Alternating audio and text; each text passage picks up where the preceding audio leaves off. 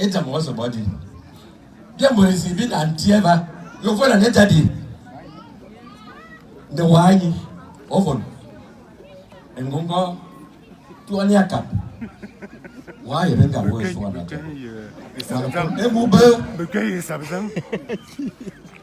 Emube tira mbabindo.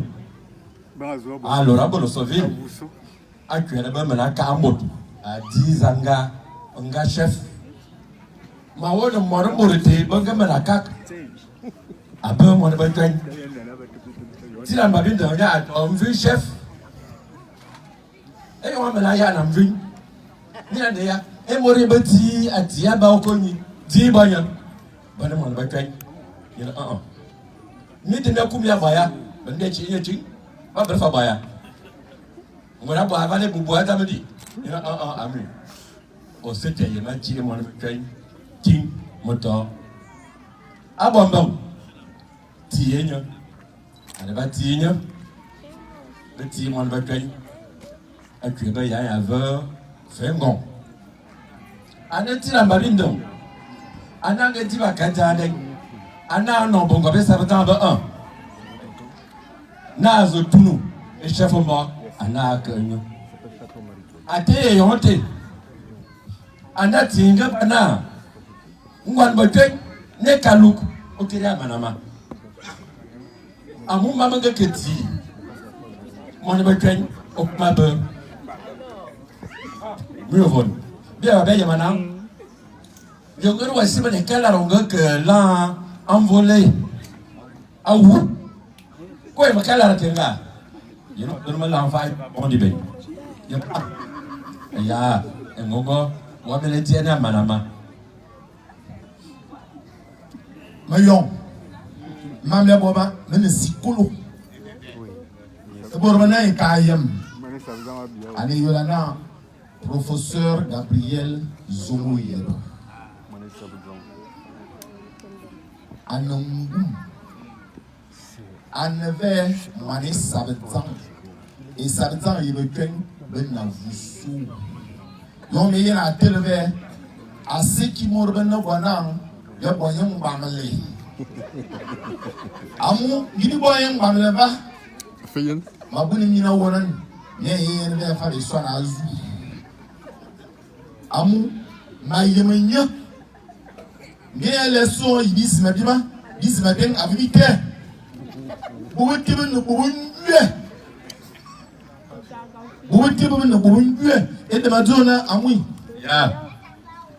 anga bona mot alugu mina ambalenya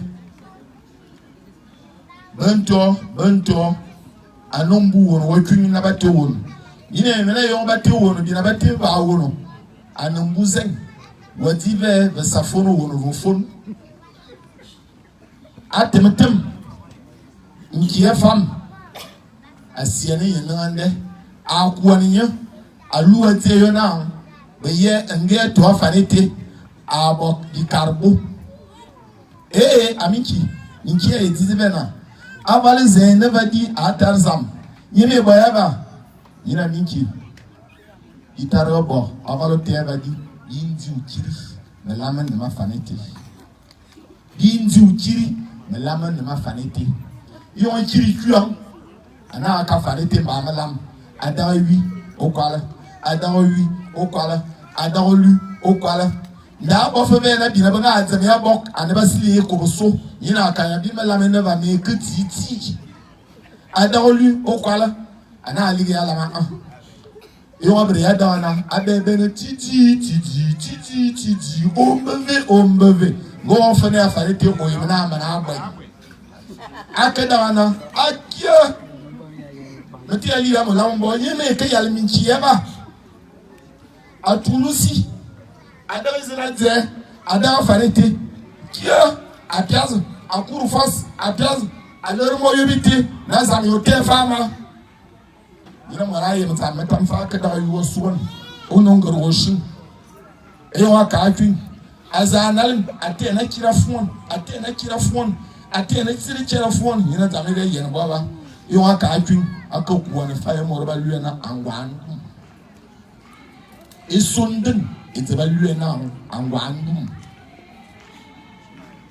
et sonden et te va lui na angwandum et on ma aïno aso o fufu on so bebe avant il le sombe bas et kaou et puis mo va lui na mbemi il va lui faire évanoui amanda tuniko ka de va vom atwa ko boso asi ushina atu aka venjin aka venjin yina kiba ninkia yeti ekobeti de binabe ya de mongom abo bantemate aluana anga ebebe na tas aluana bebe tas yoda umzana ante hospital tetel su intel tetel yeshingem nso asese eywa yena wulu se wulu yena wulu se wulu ayi wulu afọ na azu okumi fufu ana so na nyi afane teken ana asirina aso